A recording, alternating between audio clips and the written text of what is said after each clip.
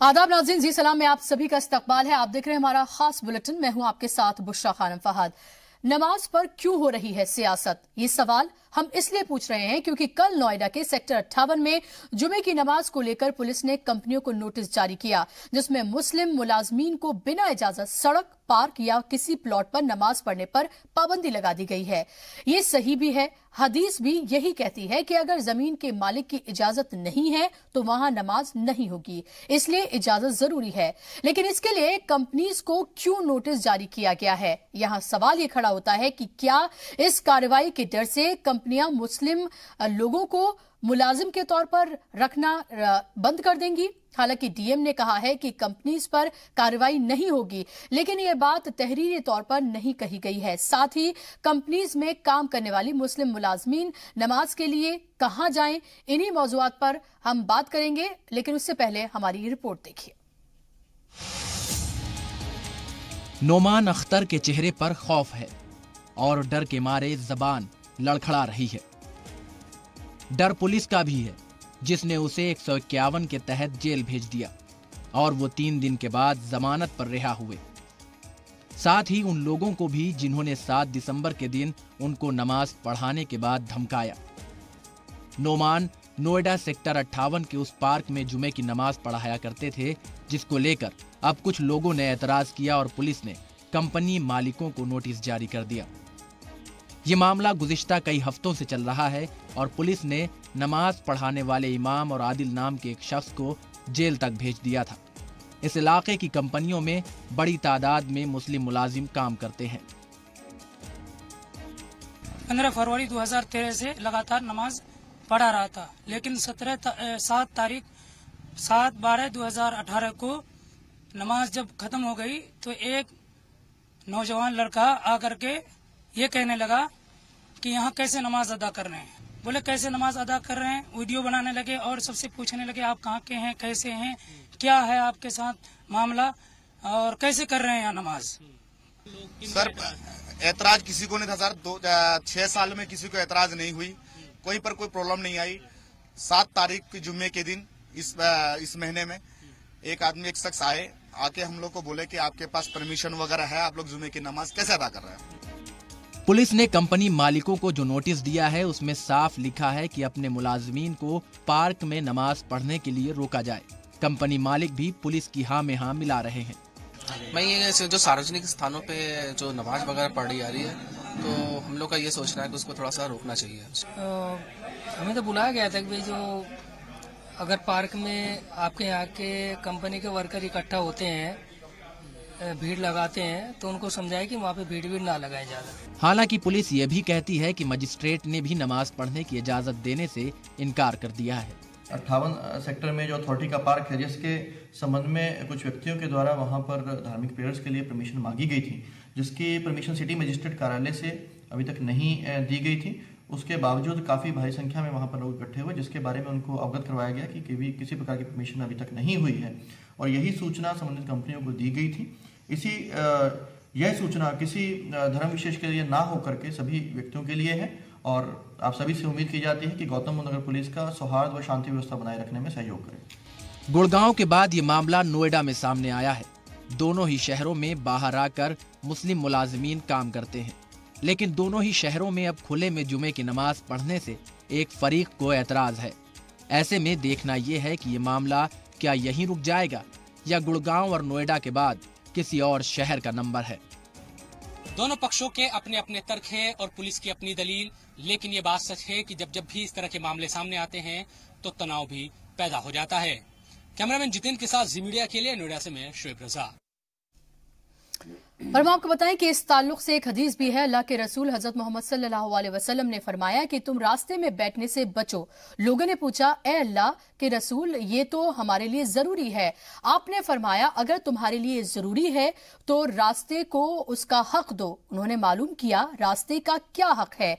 आपने फरमाया, निगाहें नीची रखना, तकलीफ देने वाली चीजों को रास्ते से हटा देना, सलाम का जवाब देना, नेकी का हुक्म देना और बुराई से मना करना। करना। बुखारी शरीफ और मुस्लिम शरीफ हदीस के मुताबिक मस्जिद में नमाज पढ़ी जाए तो ज्यादा बेहतर है। अगर मस्जिद दूर है तो किसी पाक साफ जगह पर नमाज पढ़ी जा सकती है, लेकिन रास्ते को रोककर नमाज पढ़ने की मनाही है। अगर रास्ते पर नमाज पढ़ने से किसी को तकलीफ है तो।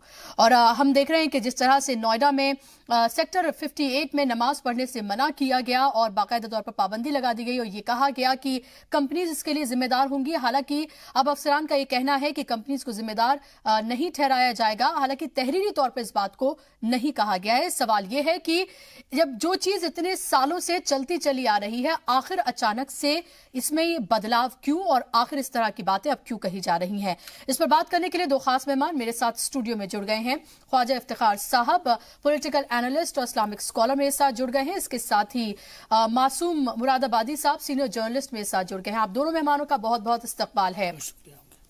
मेरा सवाल यह है ख्वाजा साहब कि जब पुलिस की तरफ से एक नोटिस जारी किया जाता है और ये कहा जाता है कि सांप्रदायिक सौहार्द बिगड़ेगा अगर यहां पर नमाज पढ़ाई जाएगी, सवाल ये उठता है कि आखिर किस तरह से बिगड़ेगा?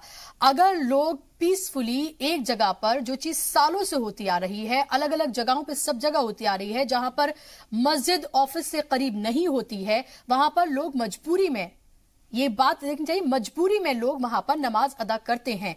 ऐसे में हफ्ते में एक दिन 10 मिनट की खामोशी से पूरी एक्टिविटी को, अगर पूरी नमाज को वो वहां पर अदा कर रहे हैं, तो इससे किसी को तकलीफ क्या हो सकती है और सांप्रदायिक सौहार्द कैसे बिगड़ सकता है इससे? देखिए, अभी आपने 2-3 बड़ी बुनियादी बातें रखी हैं अपने नाज़रीन के सामने जी। एक तो आपने हदीस शरीफ को बयान किया, दूसरी चीज ये है कि आपने इमाम साहब जो वहां पे नमाज पढ़ा रहे थे, आपने उनका बयानिया भी पेश किया जी। और उन्होंने ये बताया कि 2009 से इस जगह पर जुमे की नमाज बाज़ाब्ता पाबंदी से हो रही थी। और इसका मतलब ये भी हुआ कि 2009 से 2018 तक, यानी इन 9 सालों में कोई ऐसी बात कभी पेश नहीं आई कि जिसकी वजह से कोई लॉ एंड ऑर्डर का या पब्लिक ऑर्डर को के डिसरप्शन का कोई इशू खड़ा हुआ हो। और इस तरह नमाज मुख्तलिफ जगहों पर जुमे की नमाजें होती हैं और तमाम हिंदुस्तान में ये सिलसिला चलता है। और इस गंगा जमनी समाज में इस चीज़ की बर्दाश्त हमेशा से चली आ रही है कि इस तरह की जो रिलीजियस एक्टिविटीज होती है, हम एक दूसरे का साथ ताउन करते हैं, ना कि हम उसको एक इशू बनाते हैं। दूसरा बुनियादी बात यह है, और वो दो है बात। पहली बात यह है कि हिंदुस्तान के प्रियम्बल पर सवाल उठता है जब हम किसी भी हिंदुस्तानी तबके की मजहबी आज़ादी और उसकी प्रैक्टिसेस को लेकर बेवजह की कोई नई सूरत हाल पैदा करते हैं और उस पर एक सवालिया निशान लगाते हैं। दूसरी बात यह कि इसमें स्टेट की जिम्मेदारी होती है कि जब स्टेट का कॉन्स्टिट्यूशन और उसका प्रियम्बल और उसके डिफरेंट एक्ट्स ये कहते हैं कि आप रिलीजियस प्रैक्टिसेस को करने पर आज़ाद हैं, तो ये उसकी जिम्मेदारी है एडमिनिस्ट्रेशन की कि वो इंफ्रास्ट्रक्चर पर प्रोवाइड करे, और अगर इंफ्रास्ट्रक्चर नहीं है तो जो फैसिलिटी पॉसिबल है वो प्रोवाइड करे, और उसी फैसिलिटी के पसे मंजर में ये मुख्तलिफ पब्लिक प्लेसेस पर नमाज होती आई है। हाँ, दूसरी बात यह है कि अगर जहां नमाज पढ़ी जाती है, जो अभी आपने हदीस शरीफ पेश की कि जहां नमाज पढ़ी जाती है वो जगह उसकी इजाजत ली जानी चाहिए उन लोगों के जरिए से जो वहां पर नमाज पढ़ते हैं, ताकि कोई दूसरे किसी भी फरीक को, खासतौर से एंटी सोशल एलिमेंट को, बेवजह एक ऐसे इशू को जो इशू नहीं है उसको इशू बनाने का मौका न मिले। तो ये एस्पेक्ट इसमें देख लिया जाए। और आखिरी बात जो मैं कहना चाहता हूँ, ये कहना चाहता हूँ कि देखिए, मुल्क में हालांकि ये खालिसतन मजहबी मामला है, लेकिन हम जिस माहौल में रह रहे हैं उसमें सियासत न घुसते घुसते भी कहीं ना कहीं वो अपना दखल कर जाती है। अभी इमाम साहब ने एक बात फरमाई कि एक साहब आए जिन्होंने एक मखसूस रंग का लिबास पहना हुआ था, उन्होंने वीडियो बनाई और उन्होंने वीडियो बनाकर सवाल किया, मैं आपके इस चैनल से ये पूछना चाहता हूँ कि इस हिंदुस्तान में बकौल नरेंद्र मोदी जी के 132 करोड़ की आबादी में सबकी हैसियत मुसल्लम है, मुस्तनद है, बराबर है, तो ये एक मखसूस रंग का आदमी एक कपड़ा अपने कंधे पर डालकर ये इख्तियार कहां से हासिल कर लेता है? वो एक्स्ट्रा कॉन्स्टिट्यूशनल अथॉरिटी उसके पास कहां से आ जाती है कि वो आके किसी से सवाल ये कर ले? ये सवाल करने का हक जो है इलाके के डीएम को तो जरूर हो सकता है कि वो ये जानकारी ले, अगर वहां पर इस तरह की कोई इलीगल एक्टिविटी, वहां पे कोई पब्लिक ऑर्डर कोई के लिए कोई मसला हो रहा है, वहाँ इजाजत ली गई है या नहीं ली गई, या कोई गैर कानूनी बात वहां पर हो रही है, या कोई एंटी सोशल एलिमेंट वहां पर है, या कोई एंटी सोशल एक्टिविटी है, या फिर खास लोगों को खास तरह की पावर अपने जहन में जगह मिल गई है, तो ये जो चीज और वो इस तरह की हरकतें कर रहे हैं। मासूम साहब, मेरा अगला सवाल ये है कि जब हम ये देखते हैं कि इमाम साहब बेचारे जिनको 3 दिन जो है जेल में रखा गया, एक और साहब थे जिनको जेल में रखा गया है, सवाल ये उठता है कि आखिर किस बिना पर उनको जेल में रखा गया 3 दिन के लिए, जमानत पर अब वो रिहा है, आखिर वो कर क्या रहे थे? वहां सिर्फ नमाज ही तो पढ़ा रहे थे, ऐसा उन्होंने क्या गुनाह किया था, किस बिना पर उनको पकड़ा गया है? देखिए, मैं अपनी बात, एक अकबर इलाहाबादी का एक बहुत मशहूर शेर है कि रकीबों ने जा जा के रपट लिखवाई थाने में कि अकबर नाम लेता है खुदा का इस ज़माने में। यहाँ बुनियादी सवाल ये है कि नोएडा अथॉरिटी ने या नोएडा पुलिस ने जो नोटिस जारी किया है कंपनीज़ को, और जो मुसलमानों से कहा है कि वो नमाज पब्लिक प्लेस पे या पार्क में ना पढ़ें, मैं इस एतबार से इस ऑर्डर को सपोर्ट करता हूँ कि हिंदुस्तान में जहाँ जहाँ भी पब्लिक प्लेसेस पर मजहबी तकरीबात होती हैं, जुलूस निकाले जाते हैं और तमाम किस्म की शाखाएं लगती हैं, उन सब पर पाबंदी आयद होनी चाहिए जी। जिस तरह से नमाज पर पाबंदी आयद की जा रही है, इसी तरह से दूसरे मज़ाहिब की जो दूसरी तकरीबात हैं, मजहबी तकरीबात हैं या दीगर तकरीबात हैं, उन पर सब पे बैन लगने चाहिए। चूँकि धर्म या मज़हब मेरा एक ज़ाती मसला है, उसका प्रोसेशन सड़क पर नहीं होना चाहिए, मैं इस फेवर में हूँ। लेकिन ये पाबंदी सिर्फ किसी एक मज़हब तक या किसी एक अकीदे के लोगों तक महदूद नहीं होनी चाहिए। अगर आप ऐसा काम करते हैं तो यकीनन आप कहीं ना कहीं बायस्ड हैं। आप एक मज़हब के लोगों को तो सब चीज़ों की आज़ादी देते हैं, एक पॉलिटिकल थिंकिंग को हर चीज़ की आप आज़ादी देते हैं, लेकिन एक मज़हब के लोग जो अक़लियत में हैं इस मुल्क में या कमज़ोर हैं, उन तहफ़्फ़ुज़ की जिम्मेदारी आपके ऊपर है, जिनकी कॉन्स्टिट्यूशनल तहफ़्फ़ुज़ की जिम्मेदारी कॉन्स्टिट्यूशन देता है, और जिनकी मजहबी रसूमात की और मजहबी जितनी भी तकरीबात हैं उनकी अदायगी की जिम्मेदारी कॉन्स्टिट्यूशन लेता है। आप नोएडा पुलिस का वो ऑर्डर उठा करके देखिए, मेरे पास मोबाइल में है जी। उसमें उन्होंने सिर्फ एक लाइन में ये कहा ऊपर कि तमाम किस्म की धार्मिक गतिविधियों पर पाबंदी लगाई जा रही है, लेकिन सिर्फ आगे जाकर के सिर्फ नमाज के बारे में वो बात करते हैं जी। और ये कहा गया कि सांप्रदायिक सौहार्द बिगड़ेगा, उस ऑर्डर में ये भी कहा गया है, जिस पर सबसे ज्यादा एतराज है कि आप ये कह सकते हैं कि लोगों को कुछ परेशानी हो रही है, आप ये कह सकते हैं कि इतनी बड़ी तादाद में लोग इकट्ठे होते हैं, ट्रैफिक लग जाता है, हालांकि वो पार्क है, कहीं कोई रास्ता नहीं है। वो नमाज जो है वो कोई सांप्रदायिक सौहार्द बिगाड़ने की चीज नहीं है, बिल्कुल। वो एक, जब नमाज खत्म होती है जो दुआ की जाती है उसमें दुआ मुल्क के अमन व अमान के लिए भी की जाती है, तमाम नौ इंसानियत की फलाह व बहबूद के लिए भी की जाती है, वो सिर्फ मुसलमानों के लिए नहीं होता है। लेकिन एक ख़ास किस्म का एक ट्रेंड बन गया है कि इस मुल्क में पिछले चंद सालों के अंदर कि एक ख़ास मज़हब के लोगों को टारगेट किया जाता है, उनकी धार्मिक गतिविधियों को या उनकी मजहबी रसूमात को या सरगर्मियों को रोकने की कोशिश की जाती है। अभी पिछले दिनों आपने देखा होगा गुड़गांव में क्या हुआ जी। गुड़गांव के अंदर पब्लिक प्लेसेस पर जुमे की नमाज सिर्फ हफ्ते में एक बार नमाज होती है जी, जिसमें लोग शरीक होते हैं, वहां पर नमाज रोकने की कोशिश की गई और नमाज रोक दी गई, बाज़ाब्ता तौर पर रोक दी गई, और ये कहा गया कि ईदगाहें बनी हुई हैं, आपके लिए मसाजिद बनी हुई हैं, आप वहां जाकर पढ़िए, और इस तरह से दिखाने की कोशिश की जाती है मासूम साहब की जैसे इंटेंशनली मुसलमान ऐसा करने की कोशिश कर रहे हैं। मैं आपको बताता हूं, मैंने हरियाणा में जाकर के मस्जिदों का जायजा लिया एक जमाने में, जो बहुत मस्जिदें हैं वहां पर, हरियाणा के अंदर काफी मस्जिदें हैं जो बंद पड़ी हुई हैं, जहां पर मवेशी पाले गए हैं, लेकिन वहां पर नमाज पढ़ने की इजाजत एडमिनिस्ट्रेशन नहीं देता है, ना उन मस्जिदों को मरम्मत करने की इजाजत देता है। चूंकि ये हरियाणा एक पंजाब का एक पार्ट था, हिमाचल प्रदेश और हरियाणा, यहाँ बहुत बड़ी तादाद में मुसलमान थे जो पाकिस्तान चले गए और वो मस्जिदें वीरान हो गई। वहाँ के मकामी लोग उनकी देखभाल जरूर करते हैं, लेकिन पुलिस और एडमिनिस्ट्रेशन वहाँ नमाज पढ़ने की ना तो इजाजत देता है, ना उन मस्जिदों की मरम्मत करने की इजाजत देता है।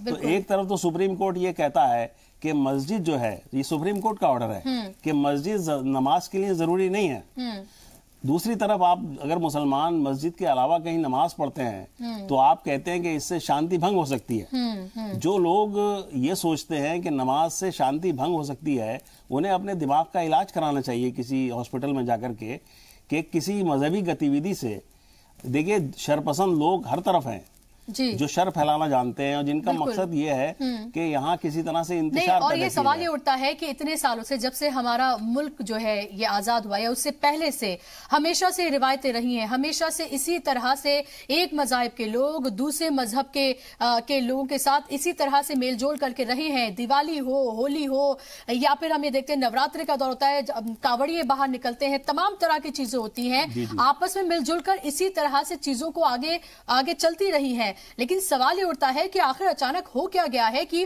गुड़गांव हो, अब दिल्ली में, नोएडा में ऐसा होने लगा। अब लग रहा है कि किसी और शहर का नंबर होगा जहां पर किसी न किसी को एतराज हो जाएगा। जो कंपनीज को लेकर जो ऑर्डर दिया गया है, हालांकि अब डीएम साहब ये कह रहे हैं कि ऐसा कुछ नहीं कहा गया है, लिखित में वो बात पहले कही गई थी तहरीरी तौर पर, लेकिन अब तहरीरी तौर पर इस बात को नहीं कहा गया है।